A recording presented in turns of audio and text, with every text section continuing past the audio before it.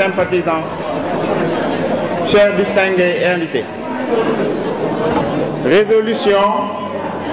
de l'Assemblée générale du parti politique Alliance nationale pour la démocratie Saxal Liggéey, ainsi And Saxal Liggéey. En ma qualité de mandataire, je m'en vais vous lire la résolution de l'Assemblée générale qui vient de se tenir et qui déclinera ce que les militants et les militantes ont dégagé comme position. Réunis à Bambey le vendredi 1er février 2019, sur convocation de sa présidente, l'honorable députée, Madame Aïssatou Mbodj, l'Assemblée générale du parti politique And Saxal Liggéey, regroupant entre autres l'ensemble de ses délégués régionaux, a l'effet d'examiner l'acceptation ou non de nouer une alliance pour l'élection présidentielle du dimanche 24 février 2019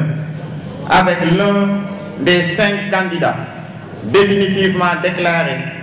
dans la décision du Conseil constitutionnel numéro 3 E 2019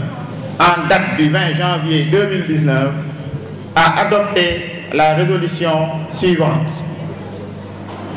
Considérant l'attestation d'investiture en date du 5 décembre 2018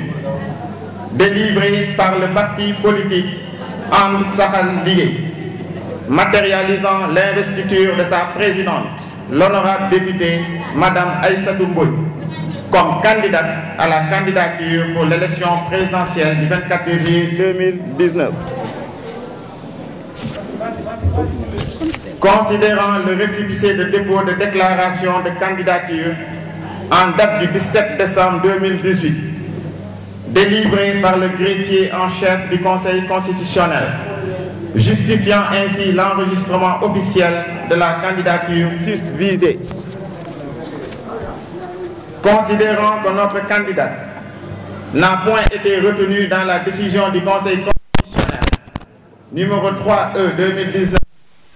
janvier 2019, arrêtant la liste des candidats qui participeront à l'élection présidentielle du 24 février 2019, tirant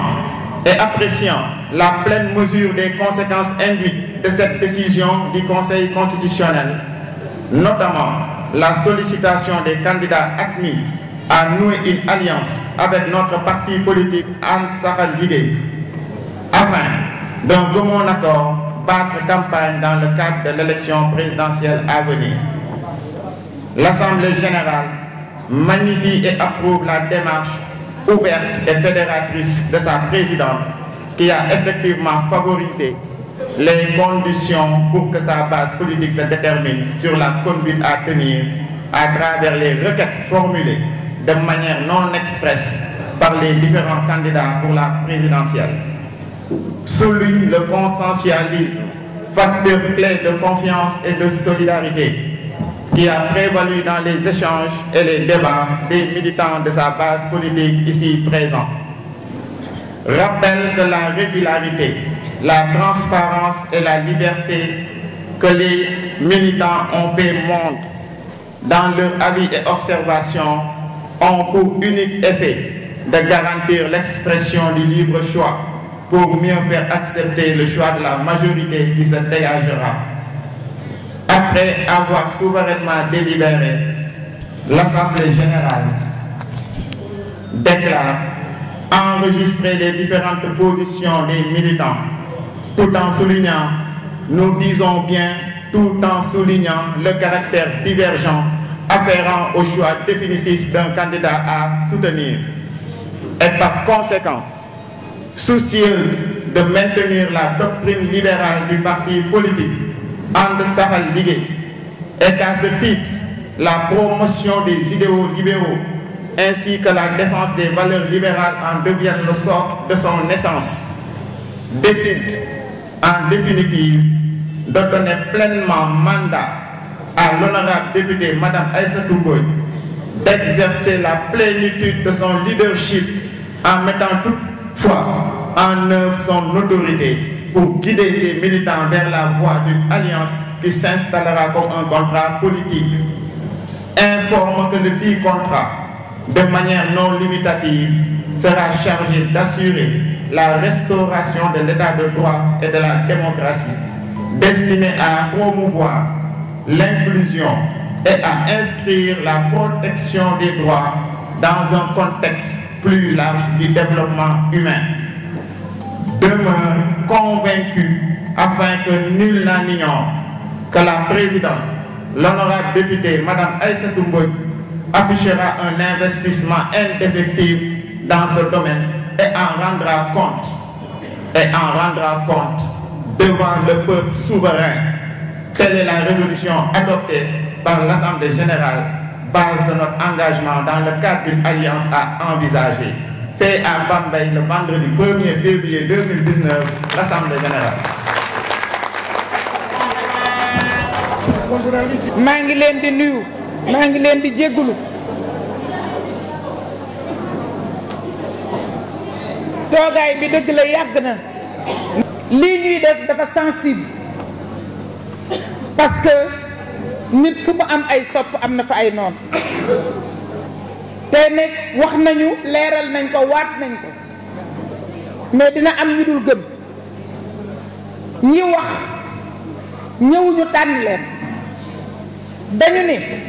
ci parrainage lañu génne bi ñuy def parrainage bi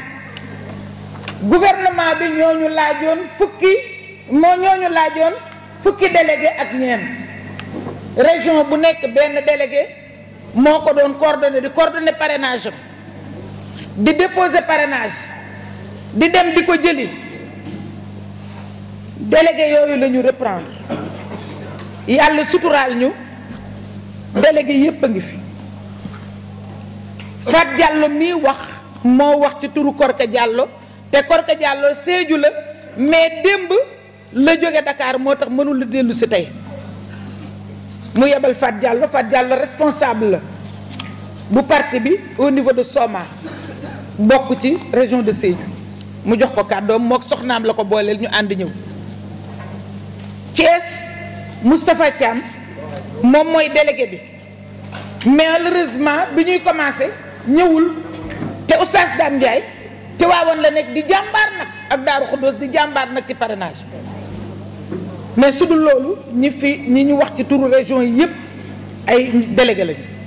ñoo doon délégué régionaux yi après nag ñi ci des gis ngeen leen bi ma dégloo comme ni ko résolution bi waxee résolution bi aussi dimbalewuma te foog naa bu ma duggee ci salle bi da ngeen may wax ñii ñoo d'accord ci diw ñii d'accord nañu ci diw ñii d'accord nañu ci diw bu ma xoolee tendance yi soumettre leen ko bu ma leen ko soumettre ñu seet kan moo ëppale ci tendance su ngeen ci d'accord yi ñu dooree génn salle bi malheureusement joxu leen ma dara carte blanche ngeen ma jox te fooguma woon ne damay am carte blanche te sëñ Abdoulaye mu baax mi dañu bu ma juumee ñëpp juum ndax damay waxtaan léegi nag mën naa waxtaan région bu nekk dinaa waxtaan ak moom